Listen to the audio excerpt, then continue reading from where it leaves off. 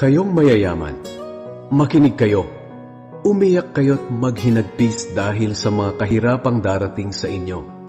Nabubulok na ang mga kayamanan nyo at sinisira na ng insekto ang mga damit ninyo.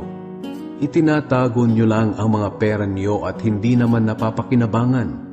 Sa mga huling araw, hahatulan kayo sa impyerno dahil sa pera ninyong hindi naman ginamit sa kabutihan. Sayang lang ang mga itinago nyo dahil malapit na ang katapusan ng mundo. Pakinggan ninyo ang reklamo ng mga manggagawa laban sa inyo. Pinagtrabaho ninyo sila sa inyong bukirin, pero hindi ninyo binigyan ng sahod. Nakarating na sa Panginoong makapangyarihan ang mga hinaing nila. Namuhay kayo ng marangya at maluho sa mundong ito. Para nyo na ring pinataba ang sarili nyo para sa araw ng pagkatay.